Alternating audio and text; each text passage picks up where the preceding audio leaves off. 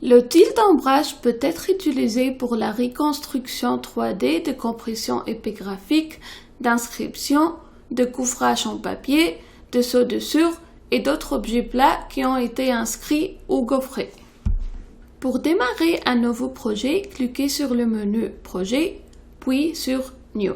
Si vous ne l'avez pas déjà fait, veuillez vous connecter afin de pouvoir accéder à vos fichiers de projet à partir du stockage en cloud.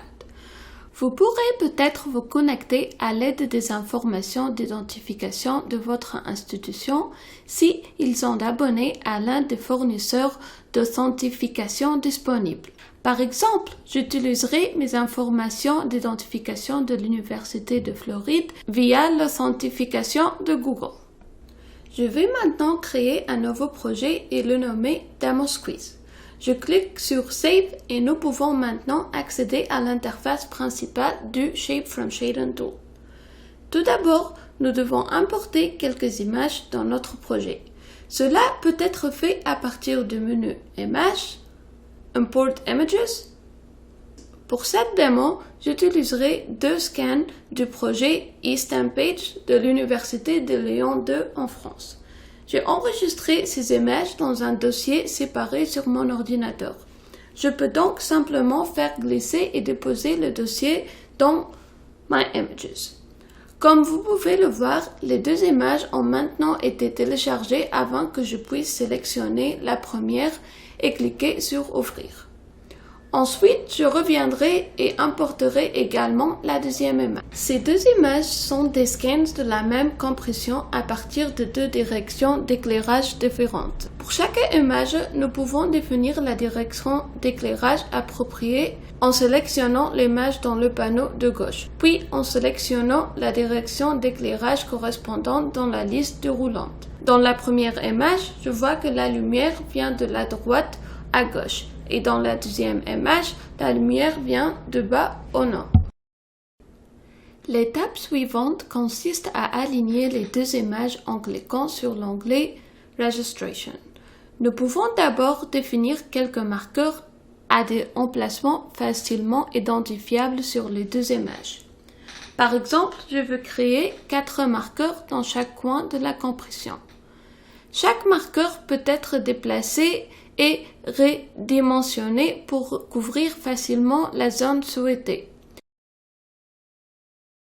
Ensuite, nous devons cliquer sur la deuxième image et déplacer ces marqueurs au emplacement correspondant de la deuxième image. Vous pouvez jouer avec la valeur de fusion entre les deux images afin d'évaluer à quel point les deux images correspondent. Vous pouvez même faire pivoter légèrement certains marqueurs si nécessaire. Si nous sommes satisfaits de l'enregistrement, nous pouvons passer à la dernière étape qui est la reconstruction 3D. Sélectionnez la version de l'algorithme dans la liste déroulante. Je sélectionnerai par exemple le niveau intermédiaire. Pendant le processus de reconstruction, vous pouvez observer l'évolution du résultat sous la forme d'une carte normale. Si nous ne sommes pas entièrement satisfaits du résultat, nous pouvons revenir en arrière et répéter certaines des étapes précédentes. Par exemple, je vais revenir à l'étape d'enregistrement et ajouter un 5e marqueur autour de l'ID de l'inscription. Ensuite, je vais aligner ce nouveau marqueur avec la deuxième image et répéter la reconstruction 3D.